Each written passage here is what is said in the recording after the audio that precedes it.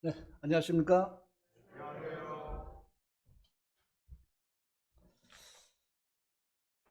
오늘은 어버이날인데, 특히 또 오늘은 아이들이 많이 이렇게 또 교회에 온 것 같습니다. 어, 먼저 말씀을 먼저 보시겠습니다. 누가복음 5장 17절, 누가복음 5장 17절, 제가 봉독해 드리도록 하겠습니다. 신약성경 96조. 하루는 가르치실 때에 갈릴리 각 마을과 유대와 예루살렘에서 온 바리새인과 율법 교사들이 앉았는데 병을 고치는 주의 능력이 예수와 함께 하더라. 한 중풍병자를 사람들의 침상에 메고 와서 예수 앞에 들여놓고자 하였으나 무리 때문에 메고 들어갈 길을 얻지 못한지라. 지붕에 올라가 기와를 벗기고 병자를 침상채 무리 가운데로 예수 앞에 달아 내리니 예수께서 그들의 믿음을 보시고 이르시되 이 사람아 내 죄 사함을 받았느니라 하시니 20절까지 제가 읽어 드렸습니다. 이 장면은 중풍병자를 사람들이 침상에 메고 와서 예수님 앞으로 이렇게 가려고 했던 장면입니다. 그런데 얼마나 사람들이 많이 모여 있었는지 침상채에 들어갈 수가 없죠. 사람도 삐집고 들어갈 수가 없는데 침상에 어떻게 들어갈 수 있겠습니까? 그런데 이제 이 사람들은 기발한 방법으로 예수님 앞에 이 침상채 중풍병자를 예수님께 데리고 가는 이런 장면입니다. 아, 이 말씀을 나누시기 전에 다 함께 한번 말씀을 읽는 시간을 좀 갖도록 하겠습니다. 왜냐하면요, 5월은 가정의 달이잖아요. 그래서 이 말씀을 나누시기 전에 이 가정에 주신 말씀 몇 구절을 우리 함께 읽고 그 부분을 조금 서두에 서론 말씀으로 드린 다음에 이 말씀을 교제해 드리도록 하겠습니다. 에베소서 6장, 에베소서 6장 1절이요.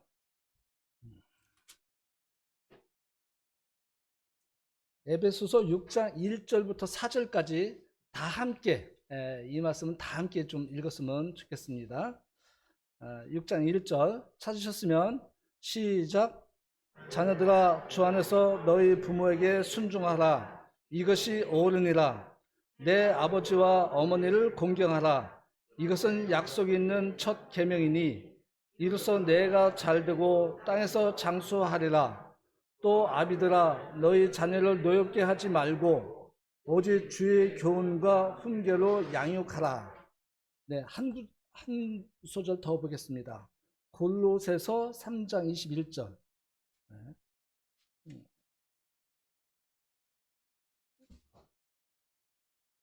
골로새서 3장 18절. 3장 18절이요. 18절부터 21절까지 여기도 다 함께 읽도록 하겠습니다. 찾으셨으면 시작. 아내들아 남편에게 복종하라. 이는 주 안에서 마땅하니라. 남편들아 아내를 사랑하며 괴롭게 하지 말라. 자녀들아 모든 일에 부모에게 순종하라. 이는 주 안에서 기쁘게 하는 것이니라. 아비들아 너희 자녀를 노엽게 하지 말지니 낙심할까 함이라. 가정이 달이 돼서 혹시 이 말씀을 지금까지 읽어보시고 지금 살고 계신 분이 있는지는 모르겠는데 적어도 가정의 달에는 이 말씀을 좀 상기하면서 1년 내내 우리가 상기해야 될 말씀이지만 특별히 가정의 달에는 이 말씀을 좀 기억하면서 살기를 원합니다. 여러분뿐만 아니고 저도 그렇습니다. 예. 또 잠언 1장 8절에는요. 내 아들아 내 아비 훈계를 들으며 내 어미 법을 떠나지 말라. 또 잠언 4장 1절에 아들들아 아비 훈계를 들으며 명철을 얻기에 주의하라. 이렇게 저희 가정에게 주님께서 주시는 말씀들이 이것 말고도 좀 많이 있죠. 그런데 오늘은 특별히 어버이날이에요. 제가 이렇게 보니까요, 가슴에 카네이션 다른 분이 딱 두 분 있어요.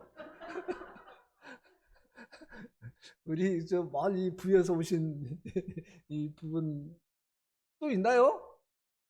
없는 것 같아요. 꽃다발이야. 아니 어떻게 카네이션 하나 못 달고 이렇게 교회에 올 수 있었죠? 이, 이 자식은 왼수인가요? 아유 참.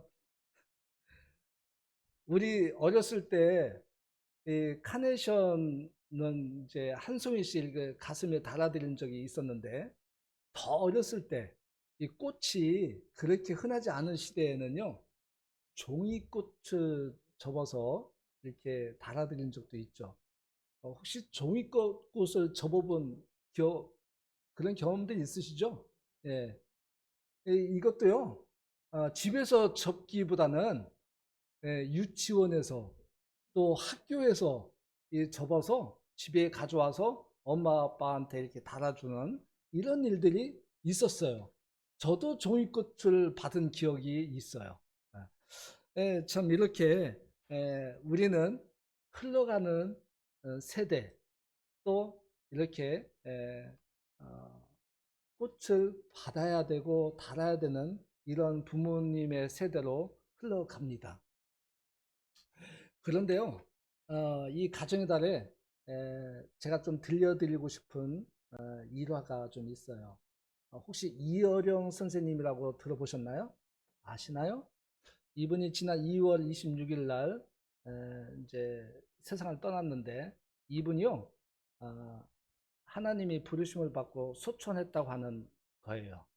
이분이 삶의 목적이 완전히 바뀐 사람이었다라는 이런 일화가 있어요.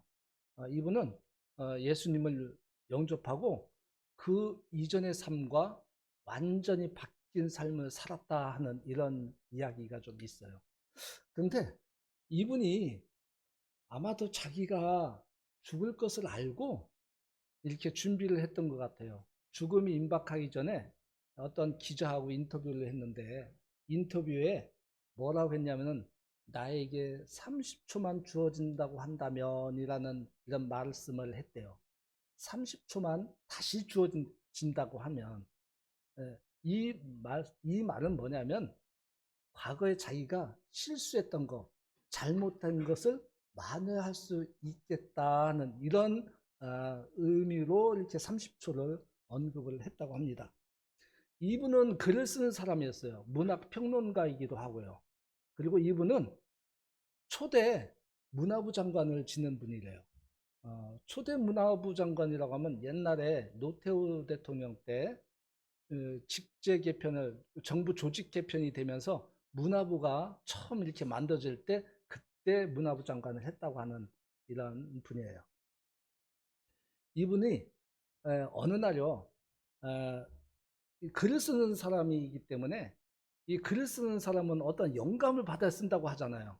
어떤 그 영감이 막 있어서 막 집중해서 막 어떤 정말 이 글을 쓰려고 하는 그 때가 있대요. 예. 그래서 그런 것들이 주어지지 않으면 정말 힘들다고 하죠. 뭐글 쓰는 사람들은 어느 날 저녁 늦게 그런 상태가 딱 이르렀을 때 방문을 열고 딸아이가 들어왔대요. 근데 이 이여정 선생님은요, 이 딸아이를 자녀를 키울 때 밤늦게 굿나잇 하는 이런 그 어떤 생활이 있었대요. 아이들한테 잠자기 전에 굿나잇, 잘자 이런 인사를 하면서 생활을 했다고 하더라고요. 그날도 이 아이가 밤늦게 들어와서 굿나잇 이것을 하려고 했는데 딸아이가 들어오는 것을 알고 느낌을 알고 굿나잇 잘 자. 쳐다보지도 않고 그랬대요. 이 딸아이는 아무 말도 안 하고 그냥 나갔고, 또 언젠가는 또 퇴근하고 집에 막 들어오는데 이 딸아이가 막 팔에 매달렸대요. 그러니까 뭐라고 했냐면, 아빠 배고파, 밥 좀 먹자, 그만 좀, 응? 이렇게 하면서 그 매달린 딸을 좀 뿌리쳤다고 하는 이런 이야기도 좀 했고요. 또 한 번은 어느 날 이 원고를 써야 되는데 막 마감 일자는 다가오고 막 하는데 놀아달라고 이렇게 또 딸이 왔대요. 그러니까 뭐라고 했냐면, 원고 마감이야, 얘 좀 데려가 하면서 그 아내에게 큰 소리로 이렇게 외쳤대요. 그런데 이런 이 세 가지 일화만 이제 언급을 했었는데, 이거 말고도 많이 있겠죠. 혹시 우리는 우리 자녀들을 이렇게 대한 적 없어요? 있죠. 저도 있어요. 하나하나 제가 기억을 못할 뿐이지만 우리 자녀들은 우리 부모들에게, 부모한테 서운하고 정말 안 좋은 그런 감정들이 있었을 때가 분명히 있었을 거예요. 다만 이 자녀들이 그걸 묻어뒀기 때문에 모를 뿐이죠.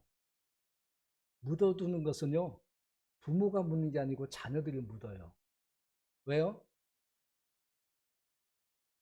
이, 이 딸이요, 그 지금부터 한 10년 전에 암으로 세상을 떠났다고 하더라고요, 먼저. 근데 이 딸이 자기도 이제 죽기 전에 에, 인터뷰를 한 내용이 있었대요. 근데 그 인터뷰 내용에 이 딸이 이 내용들을 어떻게 했냐면은, 아빠가 자기에게 그렇게 대하고 뿌리치고 할 때 아빠가 자기를 사랑하지 않는 줄 알았다, 이렇게 거기다가 인터뷰를 했대요. 그러면서 정말 성숙한 이 딸인 것 같아요. 덧붙여서 한 말이 있어요.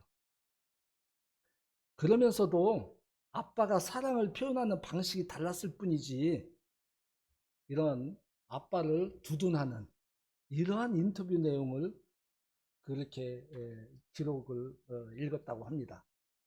이, 이 이러한 내용들을 보면서 뭐라고 하냐면, 나에게 다시 30초가 주어진다면 그 30초 동안 이런 것들을 다 서운하지 않게 아빠의 사랑을 나타내 줄 수 있겠다, 이런 의미에서 30초라고 하는 의미를 이렇게 얘기했다고 합니다. 우리는 30초 아닌 10초만이라도 돌이킬 수만 있다면 이렇게 하지 않을 거라고 하는 생각을 좀 한번 해보면 좋겠다, 이런 생각을 해봐요.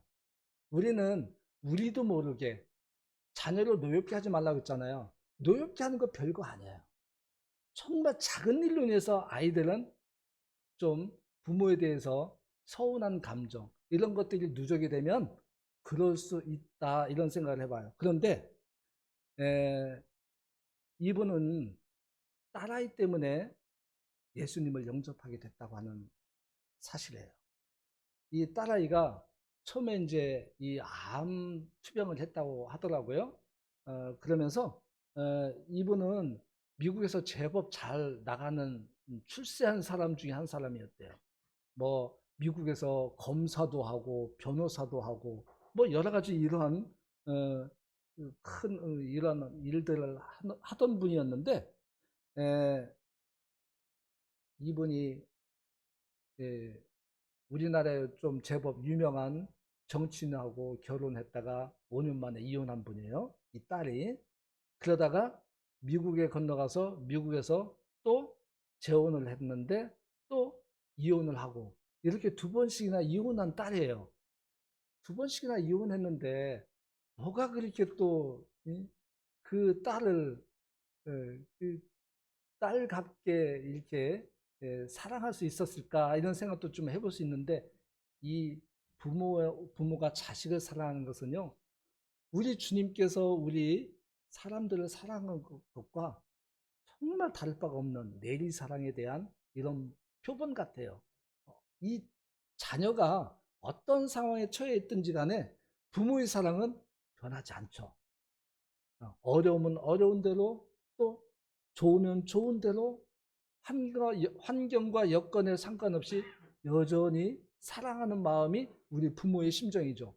혹 우리 자녀들이 수렁에 빠져 있으면 어떻게든 건져내고자, 또 좋은 일이 있으면 어떻게 하면 더 기쁘고 좋은, 이런 부분으로 늘 가득 차 있는 것이 우리 부모가 아닌가, 이렇게 생각을 해보게 됩니다. 그런데 이 딸이 어느 날 전화를 해와서 앞이 안 보인다, 눈이 안 보인다, 이런 연락을 받고 급히 미국으로 갑니다. 이 아버지가 미국에 가서 도와주고 이렇게 살다 보니, 이제 이 딸은 그 당시에 하나님 믿는 그런 사람이었어요. 주일이 돼서 아빠 나 교회 좀 데려다 줘요. 그래서 이분은 그때까지만 해도 하나님에 대해서 적대시하는 분이었어요. 절대로 이 하나님과 가까이 할 수 없는 사람이었고요. 이분은 기독교에 대해서 상당히 독설적인 그런 내용의 글도 쓰고 말도 하고, 또 이분이 이 말, 이, 이 말을 잘하는 이런 사람이었거든요. 예, 달변가였어요. 그래서 이분은 상당히 영향력이 참 많은 사람이었어요. 세상 사람들한테. 그래서 딸이 그렇게 하니까, 딸이 원하니까 어쩔 수 없이 딸을 데리고 교회를 갔답니다. 근데 이 교회가 어떤 교회인지는 소개는 안 되고 있어요. 자그마한 교회였고, 이 교회 사람들이 많지 않은 교회였대요. 거기서 왜 우리 교회 가끔 캠프에 가면은 손잡고 찬양하고 그러잖아요. 이 교회에서 마침 서로 손을 잡고 이렇게 주님을 찬양하는 그런 시간이었대요. 그런데 도저히 이 사람은 하나님에 대해서, 우리 주님에 대해서 독설적인 이러한 표현을 한 사람인데, 딸아이를 데리고 갔을 때 거기서 함께 손을 잡고 찬양한다는 것은 있을 수가 없는 거죠. 그러니까 이분은 뭐냐, 딸 생각에서 자기 지성을 지키기 위해서 원치 않는 찬양을 했답니다. 손을 붙들고. 그런 다음에 그 교회 목사가 뭐라고 했냐면은, 소원을 한번 하나 얘기를 하라고. 우리가 함께 다 같이 주님께 기도하면 주님께서 성령님으로 우리에게 임하셔서 소원을 들어준다, 이런 이야기를 듣고, 그걸 믿어? 이런 마음으로 억지로 이렇게, 그러면은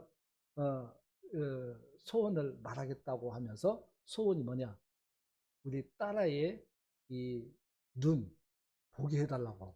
그러면서 그 자리에서 무릎 꿇고 같이 기도를 했대요.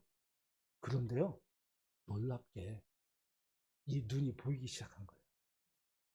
그때 그게 계기가 돼서 이분은 이제 그 딸을 데리고 귀국해서 이제 서울대병원 가서 검사해보고 그랬는데, 이 보이지 않는 이 망각, 이런 어떤 감각, 어떤 이런 질환이 다 완전한 상태가 되었다는 거예요.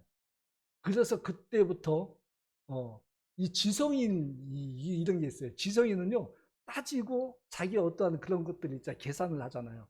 그래서 예수님을 접하기 시작했는데,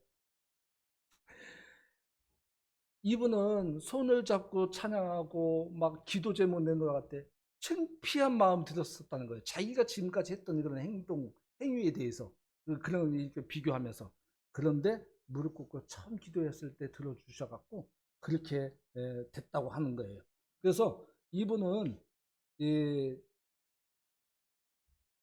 무슨 책이냐면은, 이분은 책을 썼는데, 책에 목적이 바뀐 삶을 살아가게 된 이런 내용을, 자기 어떤 간증과 같은 책을 써내서 자기 신앙을 입증을, 이렇게 간증을 했다고 하더라고요.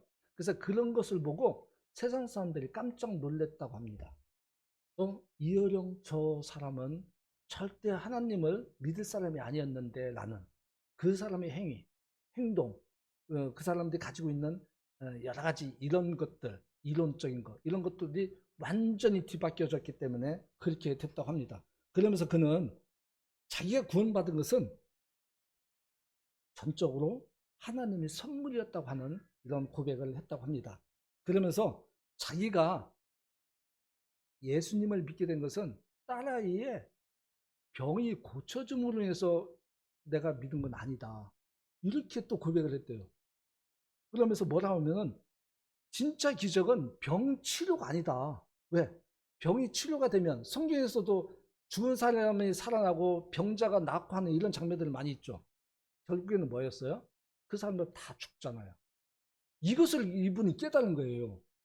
이분은 누구나 다 죽는다. 병이 회복됐어도 결국엔 죽는 것이다. 그래서 믿은 것이 아니다. 예수님이 부활을 하셨다고 하는 사실을 믿게 되었을 때 주님을 영접할 수 있었던 것이다. 이렇게 고백을 했대요. 결국에는 부활이었잖아요. 이렇게 그는 이 가정을 또 자녀를 사랑하는 이런 마음이 있었기 때문에 주님께서 그것을 보셨던 것 같아요. 그래서 우리는요, 자녀를 사랑하게 되면은 하나님께서 선물로 구원까지 주시는 하나님이시다. 이런 것들을 한번 생각해 보게 되면 참 좋겠어요. 그래서 우리 인생 가운데는요, 삶의 목적이 바뀌었잖아요. 여기서 삶의 목적이 바뀌지 않은 분이 있나요? 만약에 삶의 목적이 바뀌지 않은 분이 있다고 한다면 주님이 부활하셨다는 것을 다시 한번 생각해 봐야 되겠죠. 그래서 우리는 30초, 10초의 시간을 한번 생각해 보면 좋겠어요. 우리 자녀를 노엽게 하는 거, 또 우리는 우리 자녀들에게 실망시키게 했던 거, 또 우리 자녀들에게 예기치 않게 본의 아니게 여러 가지로 좀 좋지 않은 그런 일들을 했던 거, 이런 걸 생각하면서 내가 10초만 아니면 30초만 다시 주어진다면 반복하지 않겠다. 우리 자녀를 자녀 부모로서 사랑하겠다 하는 이런 생각을 좀 가져보면 좋겠어요. 오늘 읽을 말씀을 생각하면서요. 그리고 요즘 저는 조금 전에도 우리 유람이를 이렇게 봤는데 유람이가 손을 내밀어요.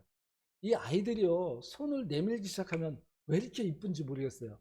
하진이도 저만 보면은 두 손을 들어요. 왜요? 안아달라고 하고 이렇게 좀 공중부양을 좀 해달라고. 이 아이들은 이런 표현들을 하거든요. 이런 표현을 할 때 뿌리치지 말아주세요. 뿌리치면요, 이 아이들이 그 오래오래 간직해요. 오래오래 생각을 하게 돼요. 그러면 이 아이들은요, 어렸을 때부터, 저분은 나를 사랑하신 분이야. 저분은 나를 별로 사랑하지 않은 분이야. 이거 이렇게 구분할 줄 안다는 거죠. 여전히 그렇게 생각할 수 있어요. 아이들한테 안아주고, 아이들을 공중부양 좀 해주고, 우리 교회 아이들. 그러면은 오래오래 기억할 거예요. 우리 상원이 예원이 특히요, 우리 정근혜 형제님을 뭐라고 부르는지 아세요? 네, 큰아빠라고 불러요. 왜요? 옛날에 여기서 어렸을 때 우리 정근혜 형제님은 주머니에 늘 초콜릿을 듬뿍듬뿍 갖고 다니셨어요. 왜요? 아이들한테 하나씩 줬어요. 그걸 기억하고 있다니까요. 저도 그렇게 하고 싶은데 제가 그게 안 돼요.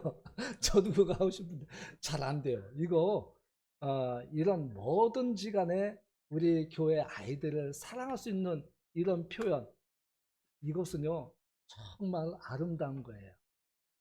우리가 그렇게 하되 우리 집에서나 교회에서는 우리 아이들을 가르쳐야 돼요. 뭘 가르쳐요? 법을 가르치십시오. 율법을 가르치십시오.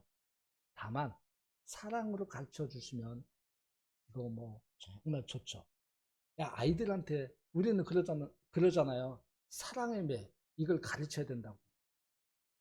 이 아이들한테 법을 가르치면요, 이 이 인성이 형성돼요. 법을 가르치지 않으면 아이들이 잘못을 했어도 잘못한 것으로 인정하지 않아요. 커도. 우리는 법을 가르치고 또 사랑을 우리가 표현하면 이 아이들은 잘 성장하게 돼 있어요. 우리가 그렇게 좀 아이들을 키웠으면 좋겠어요. 그래서 오늘 저는 사실은 어떤 말씀을 좀 나눌까 이런 늘 이제 묵상을 하다가 이 중풍병자에 대한 말씀이 이렇게 영감을 또 주셨어요. 성령님께서. 그래서 중풍병자를 도운 네 사람에 대해서 간단하게 우리가 좀 다시 한번 더듬어 보고 우리가 그러한 사람들이 되자 하는 이런 생각을 주님께서 주셨어요. 그래서 누가복음 5장 18절을 보면은 한 중풍병자를 사람들이 침상에 메고 와서 예수 앞에 들여놓고자 하였으나 무리 때문에 메고 들어갈 길을 얻지 못한지라 지붕에 올라가 기와를 벗기고 병자를 침상채 무리 가운데로 예수 앞에 달아내리니 이 주님은 이제 인성으로 오신 예수님은 이제 신성의 모습을 드러내시기 시작해요. 이 중풍병자, 죽은 자를 살리고 병자를 이렇게 회복시키는 것은 하나님으로서 할 수 있는 일이잖아요. 사람으로서는 할 수 없는 일이에요. 이제는 예수님이 때가 되었기 때문에 이제 신성을 나타내시는 이런 과정 중에 있죠. 근데 이 땅의 각종 질병은요, 죽음을 뜻하잖아요. 예. 죽음, 이 질병은 어떻게 보면 죄를 의미할 수도 있거든요. 예. 죄의 결과는 죽음이잖아요. 그래서 이 각종 질병, 이것은 죽음을 뜻할 수 있는데, 이 어느 날, 이 중풍병자는 예수님에 대한 소문을 듣습니다. 예수님에 대한 소문을 들어요. 바로 그 얼마 전에는 나병 들린 사람도 고쳤다는 이런 이야기를 들어요. 그런데 이 중풍병자는 얼마나 오랫동안 중풍병자로 있었는지는 알 수는 없지만 이 중풍병에 한번 이렇게 이 병에 걸리면 자기 마음대로 움직일 수가 거의 없잖아요. 중풍병이 살짝 온 분들은 그런 대로 또 여러 가지 불편하지만 이게 움직일 수도 있지만 심하게 온 분들은 절대 스스로 움직일 수가 없어요. 그래서 이 중풍병자는 심하게 온 분이에요. 왜요? 침상에 누워 있었고 스스로는 예수님께 나아갈 수 없었기 때문에요. 그런데 이 중풍병자에게 이 소문을 들려준 사람들이 있었죠. 그리고 침상채 메고 예수님 앞에 나아가면 이 중풍병도 나을 수 있다고 하는 이런 일에 도운 사람이 있어요. 성경에는 네 사람으로 나오거든요. 침상을 이렇게 메고 앞뒤로 네 명이서 메고 예수님 앞에 나아갔다고 하는 거죠. 예수님은 이 어떤 집에 있었죠.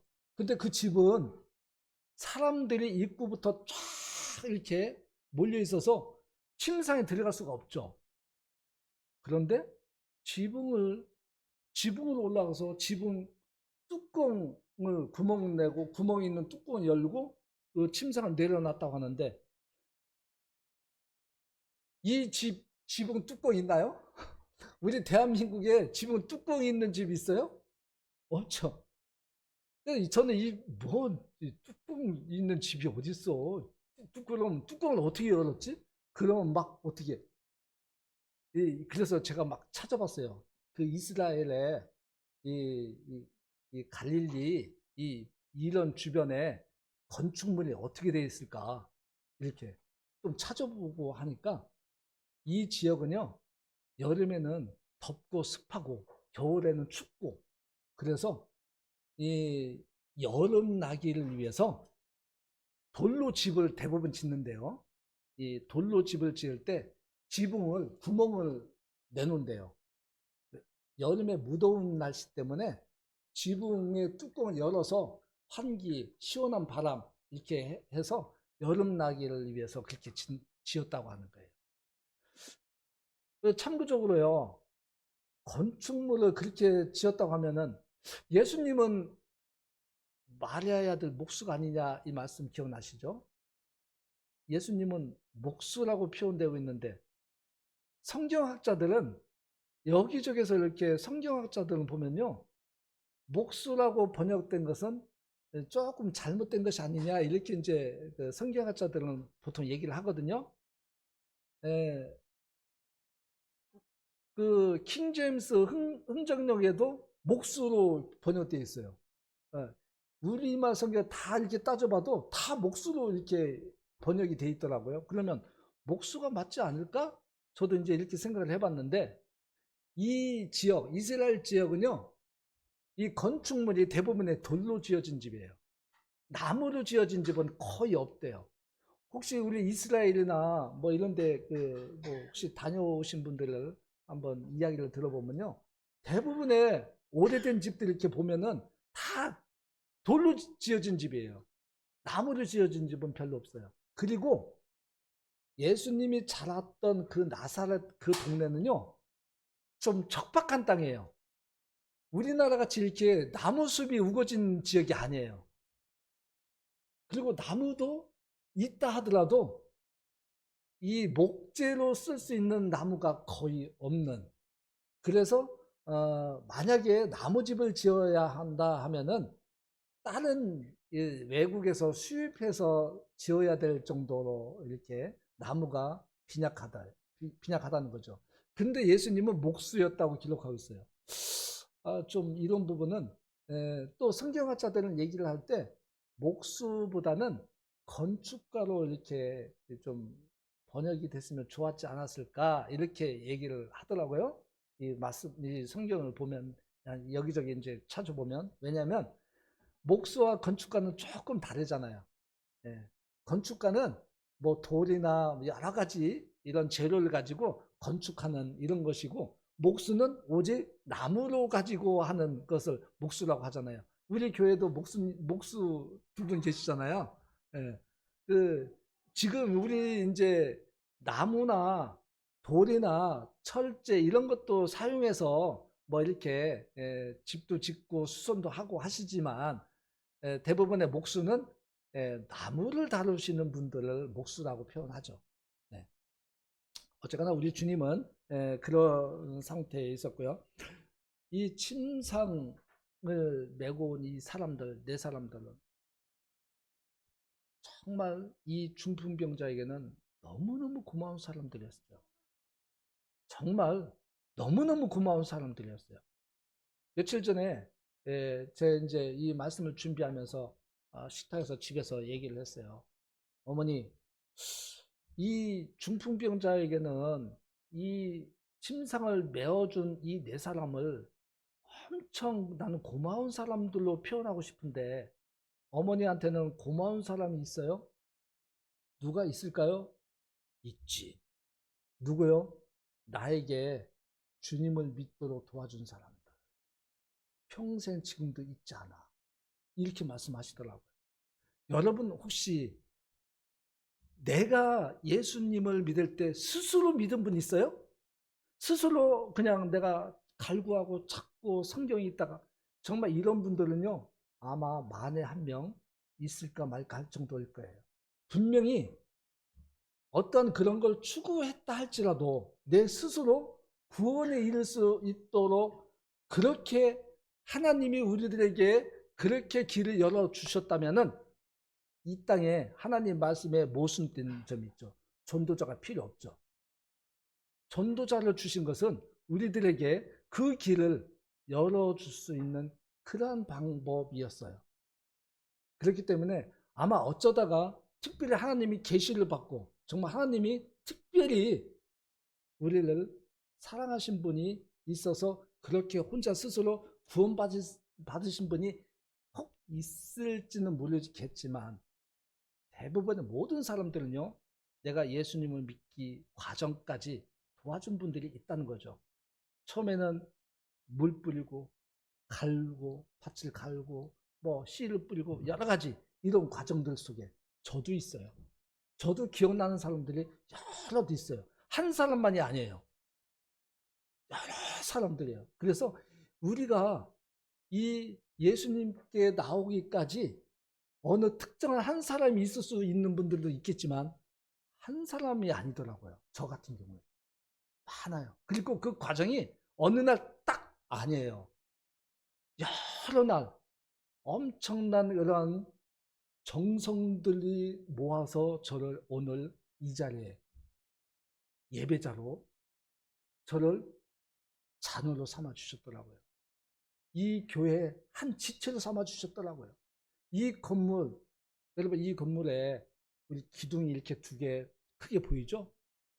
우리가 볼 때는 이 기둥은요, 좀 불편한 거예요. 그쵸? 왜 불편해요? 이 건물이 좀 답답하게 지어졌기 때문에. 우리 이 예전에 우리 형제님들 얼마나 이거 고민을 해가면서 이 기둥 한번 잘라보면 어떨까? 이런 생각까지도 해봤잖아요. 그런데요, 건물을 지을 때 어떤 설계가 됐든지 간에 필요한 기둥과 벽과 자재들이 들어가요.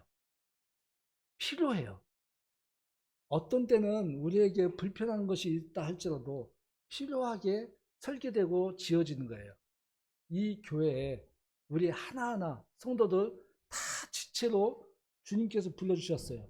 어떤 분은 교회에서 좀 불편하게 성도들에게 비춰지는 분도 있어요. 왜 없겠어요? 있죠. 이 교회에 불편한 그러한 부분들을 구조물이 우리 건물에 있듯이 우리 교회도요, 완벽할 수 없는 부분이 있어요. 우리는 생각을 해봐야 돼요. 그런 걸 보면서 우리 주님은 완벽하신 분이신데 우리 주님은 이 땅에 이 교회라고 하는 완전한 건축물을 허락하셨는데 이 건축물에 이 교회에 나는 어떠한 자재로 사용되어지고 있는가? 어떠한 부자재로 건물에 연결되어 있는가? 이거 생각해 보시면 좋겠어요. 이것은 그냥 어느 날 이렇게 된 것이 아니죠. 분명히 나를 도와준 분들, 우리는 그분들을 한 번씩 기억하면서 혹 전화라도 한번 그때 저를 도와주셔서 제가 지금 이렇게 예수님을 잘 섬기고 있습니다. 고마운 분입니다 하면서 전화 한 통화씩 한번 전화 한 번씩 하든가 문자로 주든가 아니면 만나서 밥 한번 사주시든가 이런 것들이 좀 있으면 좋겠어요. 왜냐하면 고마운 분들에게 내가 답례하는 것은 우리의 기본적인 그런 부분이 아닌가 이렇게 생각이 되어집니다.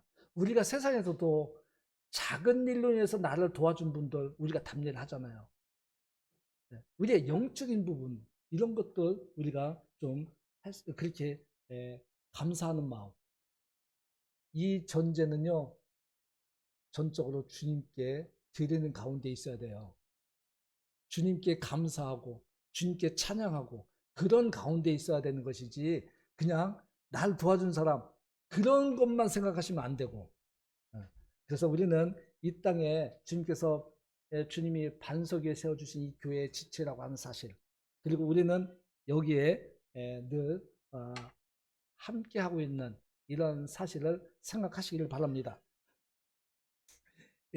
부연적으로 이 목수라고 하는 것을 제가 좀 찾아보니까 이 히브리어로 하라시라고 하는 단어로 쓰여졌다고 하더라고요. 저는 히브리어를 공부를 안 해봐서 몰라요. 근데 이제 검색하다 보니까 요 말씀이 이렇게 해석이 되어 있는 부분이 있는데 이 하라시라고 하는 이 부분은 이 건축가라고 하는 이런 표현이 맞다고 하는 이런 그 설명이 있더라고요. 그래서 어쨌거나 우리는 이 주님이 이 교회를 주시고 또 몸된 교회를 우리에게 허락하신 가운데 우리는 각 교회 지체입니다.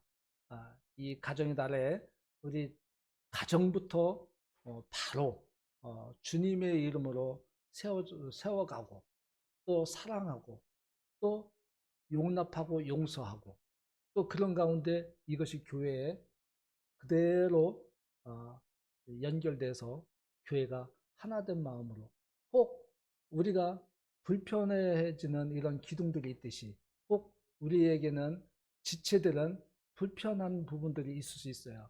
그런 것도 우리 주님이 우리를 사랑하신 것처럼 우리가 그런 마음으로 살아갈 수 있으면 좋겠어요.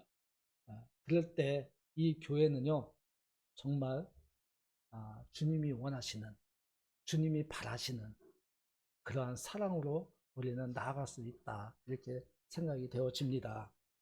에, 뭐, 여러 준비 말씀들이 많이 있지만, 이것으로 저는 오늘 교제를 마치고자 합니다. 다시 한번 말씀드리지만, 고마운 분들 잊지 마시고, 우리가 주님의 이름으로 그분들께 감사하는 마음, 그러면 주님께서 우리에게 더 큰 형제 자매의 그런 사랑과 또 교제 가운데 우리를 두실 것입니다. 감사합니다.